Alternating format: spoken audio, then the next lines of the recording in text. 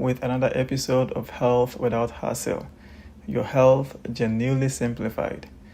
Today we'll be breaking down sickle cell disease to the level of a 5-year-old.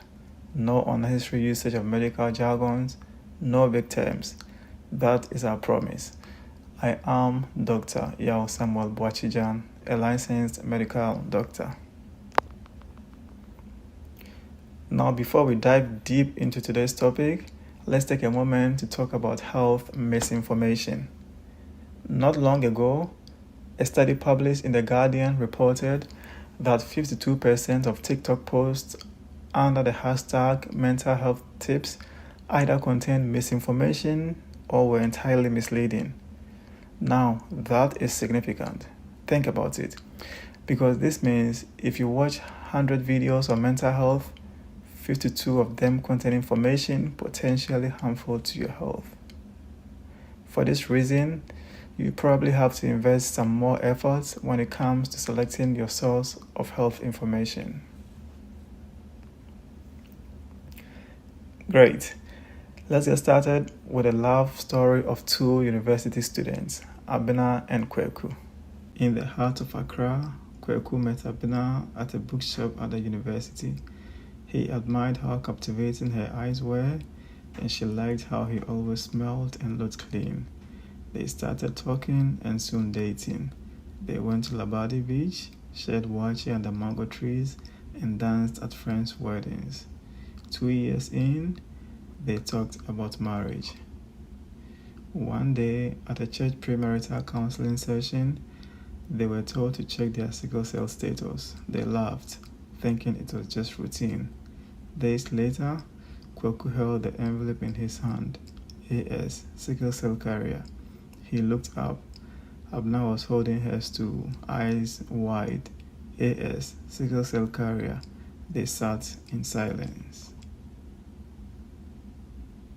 That day, love felt heavy, not because it ended, but because they realized loving someone isn't always simple, and sometimes love must make hard choices. We'll continue our story later.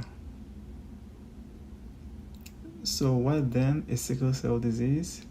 This is a medical condition that affects the blood because of a defect in the composition or makeup of the red blood cells. They assume a shape that is unnatural or abnormal. And by that I mean they take the shape of a C or half moon instead of their normal round shape.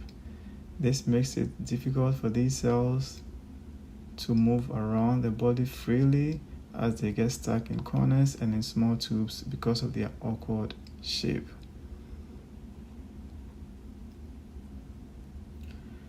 So here we can see how the affected red blood cells get stuck and are unable to travel around the body in the blood tubes freely as they usually would. We can see how stuck they are over there. And remember, it is these cells that carry oxygen around the body. So if they get stuck and are unable to continue with their journey, it means wherever they were going to, there will be a shortage of oxygen in that destination. Let's now talk about the signs and symptoms of people with sickle cell anemia. Signs and symptoms of sickle cell anemia. So people tend to get tired and look pale. Let's try to figure out the reason why. Ordinarily, a normal red blood cell can live for about 120 days in the body. However, when a particular red blood cell takes on an abnormal shape as we see here, the body identifies such a red blood cell as sick and may destroy it prematurely. And that means people with sickle cell disease tend to have anemia, which expresses itself as tiredness and pale looking. People also tend to have shortness of breath and also feel dizzy for basically the same reason. pain in the chest, pain in the tummy, pain in the joints, limbs, and literally everywhere is also characteristic of sickle cell disease. The body interprets lack of oxygen most of the time as pain.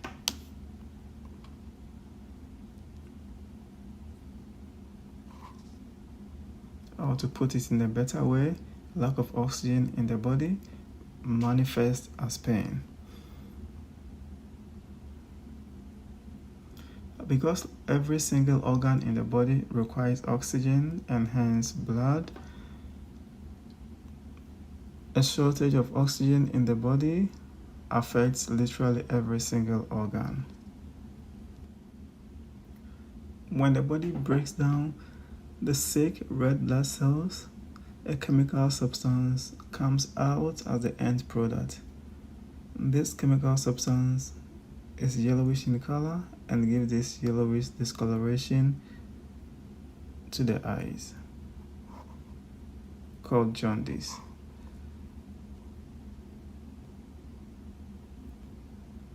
People with sickle cell disease also tend to have infections more frequently than people without sickle cell disease. A young person with sickle cell disease can develop stroke, yes, even if it's a young person, or in spite of the fact that he's a young person. This is because if the abnormally shaped red blood cells get stuck and block a particular blood vessel that supplies blood to a section or a part of the brain, that part of the brain is going to suffer from a lack of oxygen, and this can cause stroke. So the young person can present with signs and symptoms of stroke, which may include drooping of part of the face, arm weakness or weakness in one half of the body, depending on which part of the brain gets affected, unexplained dizziness, headaches, etc. Children with sickle cell disease tend to have slower growth and development relative to their peers. So how do people get sickle cell disease? We do get sickle cell disease from our parents. That is to say, parents pass on sickle cell disease traits to their children. In the diagram we see here, we see mom and dad and some letters. We see letter A, then letter S. So letter A represents normal hemoglobin or normal red blood cell, normal trait. And letter S represents abnormal hemoglobin, or in a more broad sense, abnormal red blood cell. So anytime mom and dad meet, the sperm that comes from dad only has one trait. It has either the sickle cell trait or it has a normal trait, which is A. And the egg or the ovum that comes from mom also has only one trait, either normal or abnormal. So in instance 1, where normal trait was inherited from both mom and dad, this child has normal hemoglobin and does not have sickle cell. Is not a carrier of sickle cell and does not have full-blown sickle cell disease. But in the second instance, where the child inherits a normal red blood cell, quote unquote, or a normal sickle cell trait from mom, but an abnormal sickle cell trait from dad, this child is a carrier.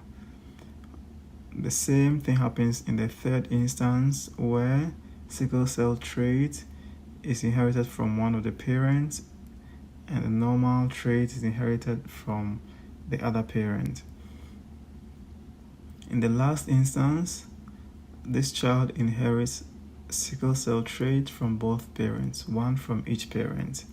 So this means this fourth instance, the child has full-blown sickle cell disease and is most likely going to manifest symptoms or going to have signs and symptoms of sickle cell disease.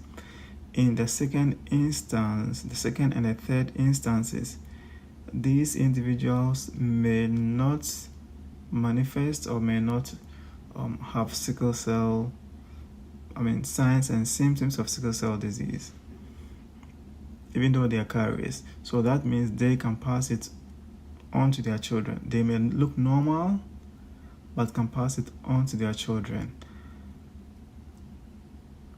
And in the first instance, the child is normal and cannot pass on sickle cell traits to his or her children, because he does not have it. He just does not have it to pass it on. So remember, this is a situation where both parents are carriers, as in the love story that we listened to earlier. One thing that is important to note here is that this diagram or diagrammatic representation does not mean that when two carriers meet, their first child is going to be normal, their second child is going to be a carrier, their third child is going to be a carrier, and the fourth child is going to have sickle cell disease. That is not what this says. What this says is that anytime mom and dad mates, there's a 25% chance that the end result or the product of conception or the child is normal. There's another 25% chance that the child has sickle cell disease, and there is a 50% chance that a child has the sickle cell trait or is a carrier. This is purely mathematical because we have 4 possible outcomes. So 1/4 times 100, that's 25%. 2/4 times 100, that's 50%. That's just how it's calculated. It does not literally mean that your first child is going to be normal, second and third carriers, and fourth with full-blown sickle cell. That is not the case. In a situation where mom and dad are normal, or by normal I mean mom and dad, if they happen not to have sickle cell trait, they cannot pass it on to their children. And if only one partner has the sickle cell trait, that is mean the chances of giving birth to somebody who is a carrier is lower. And then the child cannot inherit 2 sickle cell traits because only one parent has it. So they cannot have someone who is an SS. That is the reason why testing is advised before marriage. So, can sickle cell disease be cured? Unfortunately, there is no simple cure yet. However, it can be managed. There is bone marrow transplant treatment, however, it's costly and rare, and this is not available in every location. So, does it mean people with sickle cell disease are left to their fate? No, that is not the situation. There are treatment options available for the various complications, the signs, and the symptoms of sickle cell disease. So, what do I do? The first step is knowing your status. Are you AA? Do you have are you a carrier? Do you have the sickle cell trait, or do you have sickle cell SS? That is very important. Talk to your doctor. And if you do have the sickle cell trait, that's if you're a carrier or you do have sickle cell, drink lots of fluids, as dehydration can trigger the signs and symptoms of sickle cell disease, even in people with AS, that is in carriers. Eat a healthy diet. You can talk to a dietitian or a nutritionist to help guide you.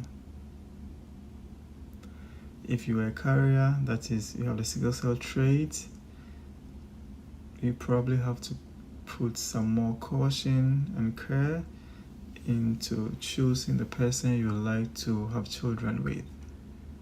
Please remember that at least 2 carriers are needed to give birth to a child with sickle cell disease. That is to say, either 2 carriers or a person with sickle cell SS and a carrier.